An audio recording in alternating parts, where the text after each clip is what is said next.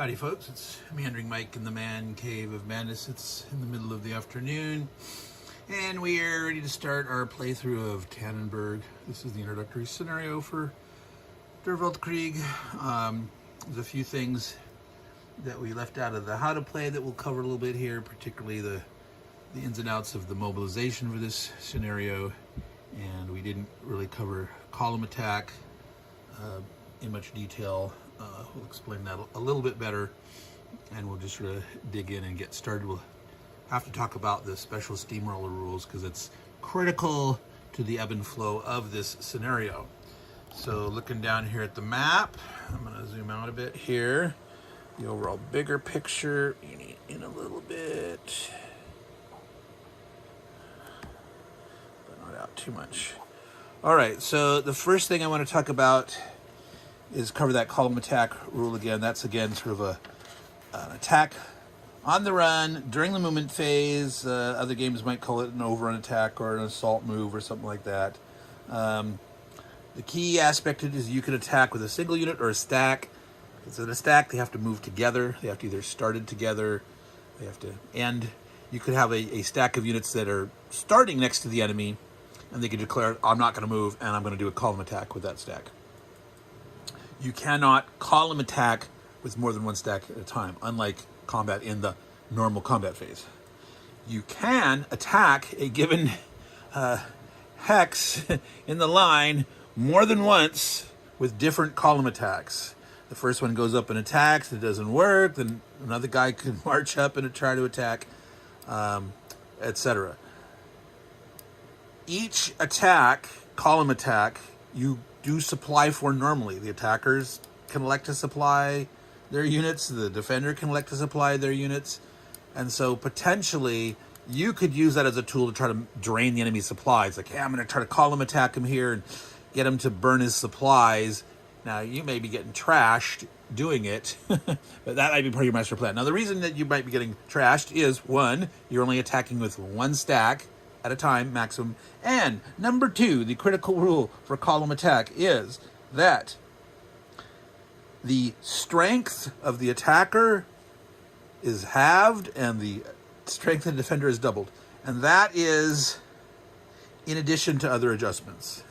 They say in the rule, the combat is resolved according to the combat rules with the following exceptions. It's not really an exception, it's an addition. The defender's combat strength is doubled, and then in parentheses, in addition to any other adjustments, which would be like being tripled for a normal counterattack, and the attacker's combat strength is halved. That would be in addition to, for example, if you were combat moving or combat attacking, column attacking out of supply, you'd be halved for being out of supply and half for doing a column attack. Yeah, very wimpy. Now, if you had 8 strength German divisions in there with that's 48 strength, you could have a 24 strength if you're column attacking, if you were fully supplied, and you'd only be 12 if you were not. So that's not very high on the thing there. You might kill 1 or 2 points, but you could do that against a very weak stack. So people that throw speed bumps, commonly called speed bumps, 1 or 2 strength point units in front of you, you could try to mow them down with the big stack. Now, certainly in this scenario, you do not have enough troops normally to have a big stacks of 6 divisions normally. The Russians at times might have that many, but their divisions are only 5 or 4 strength. Typically, for some of their guard units or their Siberian reinforcements, they have a 5 strength, but normally they're 4. So that's column attack, basically. Now, this particular scenario has mobilization rules that mean not all units can move and attack at the very beginning.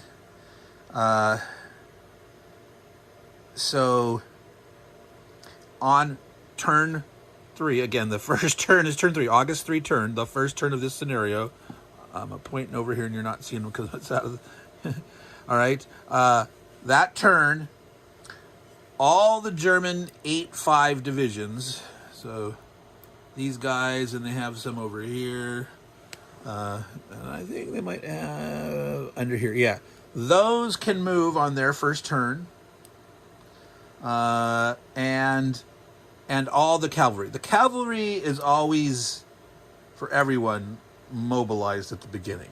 Okay, but the German 8-5s can move and react normally the first turn. The Russians, only the infantry under the First Army, all these First Army divisions, well, like any infantry, whether it's a division or brigade, the headquarters itself is not mobilized. It may not move the very first turn, just their infantry, and of course the cavalry, because they're always able to move. Now, even though it's not mobilized, headquarters can potentially give supply. So on defense, remember, spending for your counterattack and defense, you can draw 8 away. So if, the Germans decide to try to attack, well, remember, cavalry are always supplied all the time for their attacks. But if after the first turn the Russians move some troops up and then the Germans decide to attack that, they could draw supply from this First Army headquarters, even though it hasn't mobilized yet. It can't move until the second turn. All right. On the second turn for the Germans, they're 5-5 infantries. Let's see, that's like over here, this guy, this stack here. They can then mobilize, and their headquarters, this headquarters here, doesn't mobilize for the Germans until their second turn. And again, they could draw supply from it on that first turn, but it can't actually move until the second turn. The Russians, on the second turn, which is the August 4 turn, they could now move this headquarters, and they can start moving the infantry of the Second Army. But again, the headquarters does not activate yet. And then on the third turn of the game, August 5, all units are freed from the mobilization rules. Everyone can move, everyone can attack, all's good. Now, I did mention one of those country-specific rules, that on the turn that units mobilize for the Russians, they cannot call them move. They can't do that force march. We get 50% more. So that means these infantry over here on their first turn can move, but they can't call them move 6. They can't get that 50% bonus. And on the second turn, these guys down there can't move up as fast. They could on the third turn, and these guys could on the second or third turn. The cavalry could do it from the beginning because they are not subject to that mobilization penalty. Well, actually, no. Technically, they are mobilizing. They are mobilizing that first turn, so they could not call them move. They're not subject to the steamroller rule, so they can move wherever they want to, but technically they are mobilizing the first turn. The Russian cavalry could not call them movement, couldn't do the force bars the very first turn. Okay, so that's all we're going to cover here. We're 8.5 minutes in. Let's actually dig in and look at the very critical... I mentioned it's an optional rule to play with the steamroller stuff, but it's not a game unless you really do it. It's not, one, it's not historical, and two, it's not really an interesting situation anymore if you don't do it. So, by all means, I highly, highly suggest that you play with the steamroller rules for the Russians. And the fact that the Russians have to move that way, don't overestimate your ability of the Germans. You got to know what you're doing.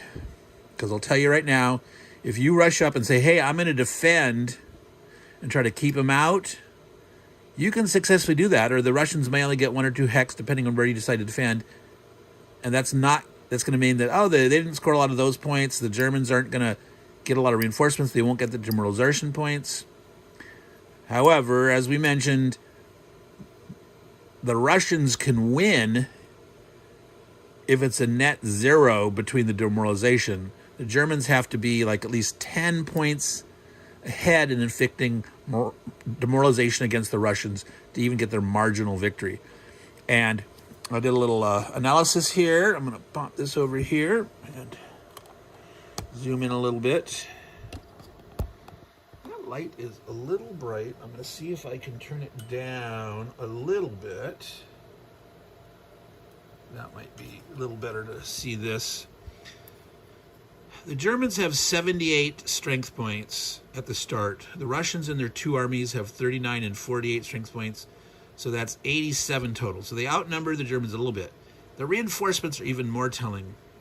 The Germans get reinforcements over the course of 3 different turns. That's 13, plus then a variable amount that doesn't show up until the September 1 turn, based on the end of the August 5 turn results. And that's from 0 to 61 potential reinforcement points. So if the Germans stop the Russians cold from getting in very far into East Prussia, they will get very few reinforcements. The Russians have 27 on the August 6 turn, 3 on the August 7 turn, 26 more strength points on the September 1 turn, 3, and then the very last turn they get 6 more. Technically, I mentioned the 3 of those 6 points are the replacement points. They're totally worthless because you can't actually integrate them at the turn that they arrive, unless your headquarter was sitting in the square where the reinforcements actually pop onto the map, and then still you couldn't fight with those units that you're adding the replacements to. So anyway, so the Russians get a lot more reinforcements. The Germans have a lot of advantages in the game with the mobility, with the railroad usage, and they've got some nice, stronger, big 8.5s, and they cause retreats easier. They make the Russians retreat on a 1/3 of their stack strength loss, while the Germans only retreat back if the Russians generate half of the damage against their stack. But these numbers will tell, and the Russians could grind down the Germans using their superior strength. And so if it's just a head-to-head battle, the Russians should win this game. So the Germans have to play smart. They have to utilize the Russians' steamroller plan that the Germans intercepted to do something nasty to those Russians. And if you've read anything and you know anything about Tannenberg, it's you draw them in, you surround them, you kill them. So that means you got to let them in. You cannot defend way forward. You let them in. You don't let them get into the prize. You don't let them take a city, but you get them approaching, and then you hit them from the flanks and try to destroy them totally. All right. So that's what these arrows on here. They list 2 hexes in the scenario instructions, as these hexes here, this one, and this one here, are the same 8 movement points away from Königsberg. The Russian steamroller rule says Russian infantry must attempt to penetrate into Germany heading towards Königsberg. They must move as far forward as they can based on movement point costs, and it's towards Königsberg. And so by moving towards this or this or this square, these two are equally distant 8 movement points away. Now, it turns out these other ones that I marked are also 8 movement points away. Now, this one here is a little farther away. You wouldn't normally be able to get here cheaper than getting here. There could be an exception where something happens, where there's some weird fighting going on and the Russians retreat this way, and they could then end up being closer to heading in this way. That is possible. Normally, you won't head towards this, but this may take over as, it's easier to go this way than to come back that way or something. That's a possibility. This square here, possibly. These Russians way over here. It may be cheaper to come this way. Oops. Then that way you have to count it out. These guys, I think, are cheapest to go this way and head here. I'm trying to remember, because there's just one woods crossing here. There'd be one here. And I think it's cheaper to go this way. So again, unless something happens here and someone retreats down, they probably won't be heading here. But that's just something to notice, that given the situation at a given time, it might be cheaper to head this way than if you find yourself down here, than to go up and around. Okay, but normally you'll head here and here. Same with this one. These guys are normally going to head this way, heading towards this path up here, either up through this hex or potentially through Allenstein, between these two rivers, the Alle and the Passarge. Because right here there's woods, it's probably cheaper to go this way, but the units may find themselves hitting here. These guys are kind of an iffy thing. It turns out this square here is also 8 away, this hexagon. I often call them squares, just as a generic game space. It turns out these units here, this is the same cost for them to move to here as to here. It's not fast to go through this. This is swamp, and this, well, let's see, they could potentially wiggle their way. No, but there's two fortresses. They can't draw their path through fortresses, but they ignore any existing plain units and zone of controls when trying to decide where they think they should move. But it is the same amount of movement points to go from here to here as it is to here, including the fact that these guys move 4, their first turn of movement. They can't column attack, so they're going to move 3 and waste a point. And if they moved this way, they'd go 3 and waste a point, because it would, to move from here to here, it'd be 1 to go into this broken. That's swamp, that's broken, but they'd be crossing a broken hex site across the river. That'd be 2. So it'd be 1, 2, 3, or 5. This would be 1, 2, 3, 4, 5, 6. Technically, you could make a case of saying in the first move, if they could move 6, they could get farther this way. 1, 2, 3, 4, 5, 6. Here they could go 1, 2, 3, 4, 5, 6. You only make 2x progress, but it's 1, 2, 3, 4, 5. It's 2x's out of 5, where this is 1, 2, 3, 4, 5, 6, 7. So you could argue it.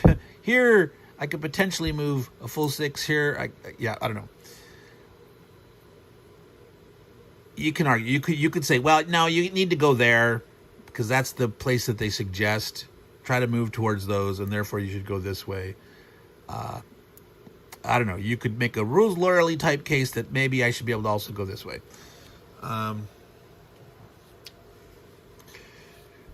You decide how you want to play it. I haven't decided yet how I'm going to play that. I think in the first game, in my mind was convinced it was faster to go this way, but now that I re-looked at it, it's like, well, I don't know. It seems the same, but yeah. All right. Steamroller, besides moving in as fast as you can, it applies the first 3 turns, August 3, August 4, August 5.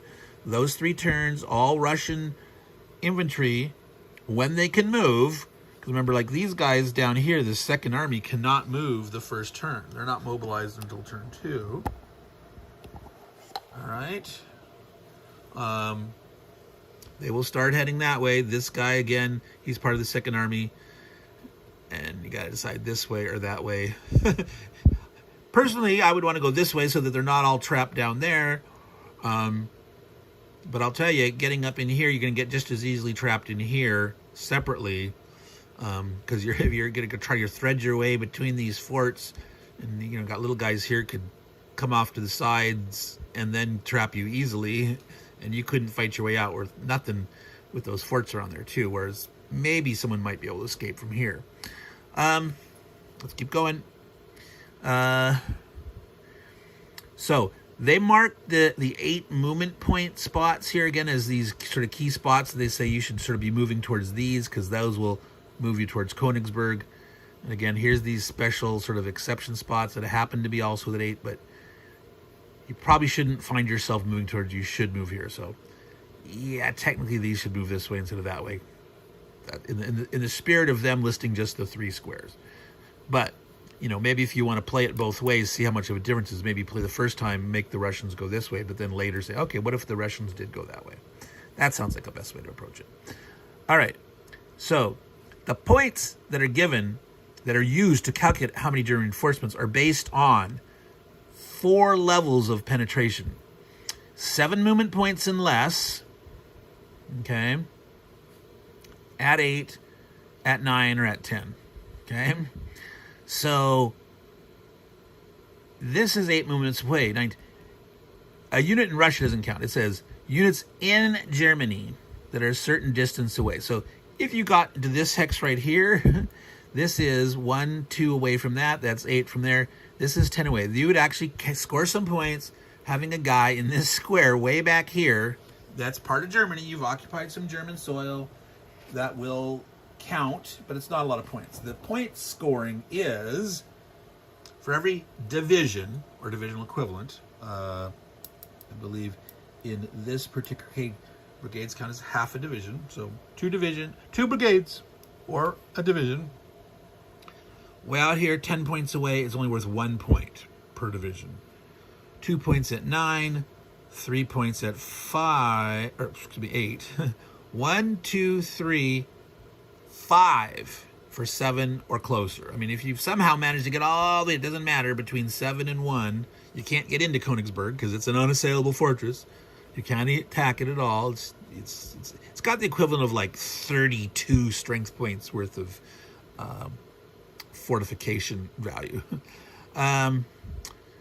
So potentially 1 point per division, 2 points, 3 points, 5 points or closer. So see, this one here is 1, 2, 3, 4, 5, 6, 7. So actually getting into Allenstein would be worth 5 points for division that would be there. And if you actually took Allenstein, that's 30 demoralization points, not 30 points on this calculation for reinforcement, but 30 whole demoralization points for the Germans losing a city. Don't do it as the Germans. Don't lose a city. Don't. Please don't. And you do have to be careful over here. The Russian could play sneaky and try to take Bromberg. He could sneak a cavalry in here. And so the Germans get their reinforcements here at 0816, their first 3 turns of reinforcements. And so you got to make sure that, okay, these aren't going to mobilize until turn 2. Well, the cavalries are mobilized at the very start, so they could actually start moving down here and try to get in there, and the Germans would have to watch out. You know, they'd either try to block the border or just squat this guy right here in Bromberg or something to make sure that there's no way that they're going to take it. You got to be careful what you do. These guys, the cavalry could penetrate through and get to Elbing too. Obviously, the Germans are going to try to prevent anyone from getting into Allenstein, and will probably have at least 1 unit in there at all time. But you gotta watch out, because that's like game ending pretty much. You don't lose 30 morale. All right, so that is the extent of the steamroller rules. Those first 3 turns, Russian infantry movement must move those ways, must try to penetrate. They don't have to do any attacking. They have to try to move that path. When calculating the path that they're planning to move, you ignore German units and zone of controls. You don't ignore the fortresses, in that you can't do your path through fortress hex, but since fortresses have no zone of control, that's why this is a legit path. Okay? That you could potentially trace through there. But like I said, first time you play, assume these guys have to go this way. That's the better way to play it. The Russians don't have to attack, though. Okay? I would probably say if the Russians are on Russian soil, not in Germany, and the Russians have blocked them, the Russians probably need to attack to try to push their way in there. But it doesn't actually say that. Steamroll the rule. Must move as close as possible. Does not go path. Yeah, it says nothing about having to attack. All right. So that all being said, here we're at 25 minutes. We're gonna start planning the German move, and then we'll probably stop there. So the Germans do move first. The Russians are mobilizing, the Germans are mobilizing. They know, the Russians know the plan, but as we've seen before here, there's the standard phases. The Germans go first, then the Russians. And so they're gonna prepare. Now that's why the temptation is like, well, I can move up and try to block them. You want to watch and block the cavalry potentially, and maybe potentially try to kill them if you can. Now remember, cavalry can retreat before combat if they are attacked basically by non-cavalry. If infantry alone attack, cavalry can retreat. If there's any cavalry in the attacking stack, cavalry don't get to retreat before combat. Now, the Germans have one and only one cavalry unit at the start.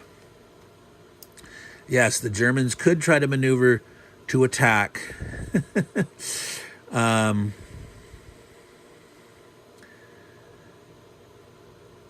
The Germans are not actually in range. Okay, there's a river here, so 1, 2, 3, 4, 5, it'd be 6 because it costs +1 movement point, enter zone of control. The Germans can't use rail movement at the start. So, and you can't obviously column attack, column march, column movement, force marching. You can't enter a zone of control. So there's no way on the very first turn that the Germans can attack these Russians with other than just the cavalry. That would be too risky because the cavalry by itself with only 2 strength points would have to roll a 6 to get a hit if attacking in the clear. The defender would be tripled. He'd be shooting back with a 3. He'd also only hit on a 6. But again, the Germans only have 1 unit. It's 2 strengths with one side. These are only one-sided, but the Russians have 6 total cavalry. So that risk of attacking cavalry on cavalry alone is ridiculous. Once the German divisions can engage, along with that, it's a valid maneuver to maybe try to kill some Russian cavalry.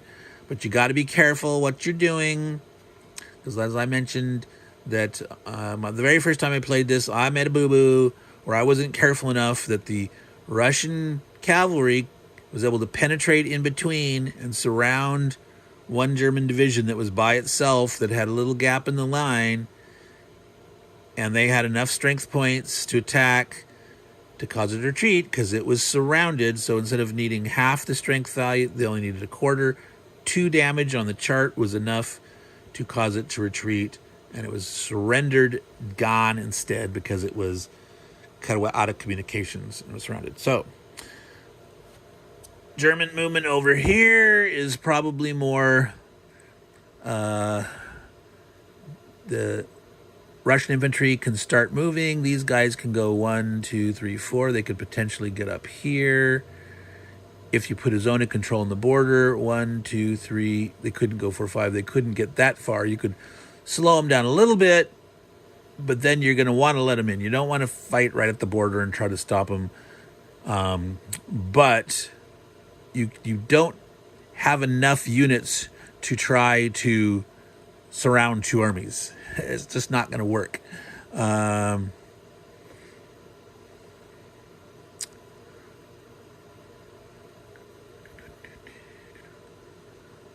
Yeah, you got to be careful. All right. Now, one option here is to move this German cavalry this way to get involved against these guys, where you might be trying to surround these units here. Wow, you're going to be a tight fate here. Okay, so it's only the 8.5s for the Germans that are active. So actually they have very few units. Yeah, they got to be actually careful from the very beginning, not wanting to get... I'm going to put these on top of the arrows. See, these guys can move anywhere they want to. They can get sneaky and they can start to move down this way. Let's see. 2, 3, 4. The beginner is going to go to 5, so that's as far as you could go.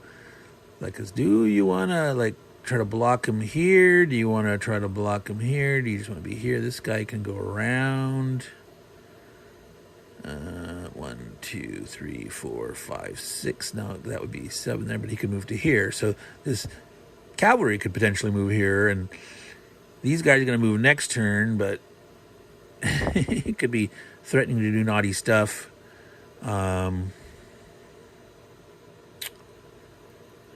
Do they want to come down here? Do they want to be on the river? Be here, or up there?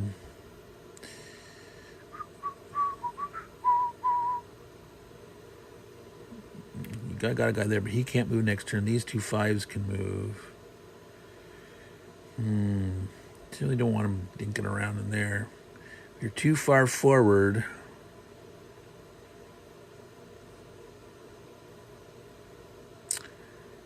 Let's see. If 1, 2, 3, 4, 5, 6, they could actually penetrate in like this. So I don't know if they could try to attack this guy, potentially surrounded, but again, with just attacking with cavalry, that could be dangerous.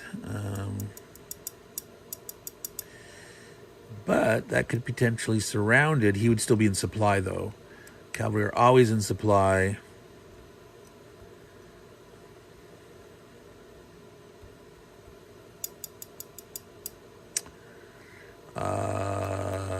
Yeah.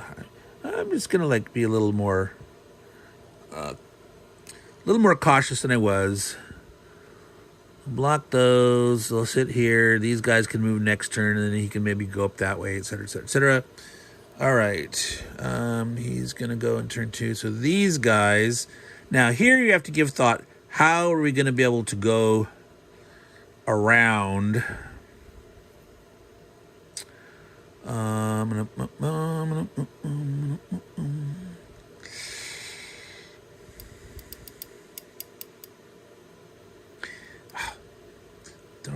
Darn cavalry. They're so sneaky. This is slow going through the swampy. See, they're way out of supply range here. Can't move this guy yet, but the question is, where do you want to go? And if you're going to attack, you probably want to make sure you have enough strength here. It's tough with only one headquarters. It's ridiculously limited. These are not going to move for a while. The question is the cavalry. If the cavalry are too bold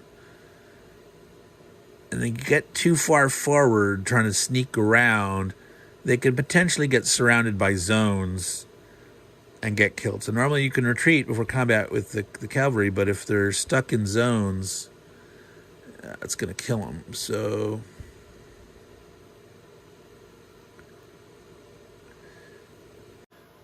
Well, as usual, alarm went off. We're going to have to cut this short here, folks. Let's finish up this little last moves that I'm thinking my way through. All right.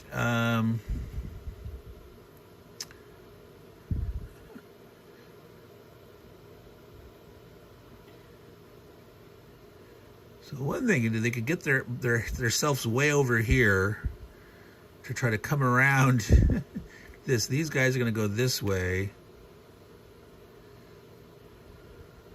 They've got to move as far as they can. So they would really need to avoid the zones. Well, if you're in the middle, they're going to have no choice but run into them.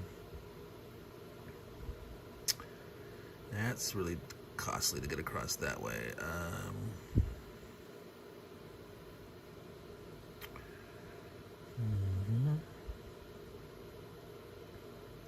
Yeah, you want one over this way.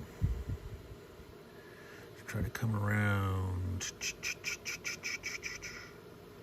Maybe like here-ish.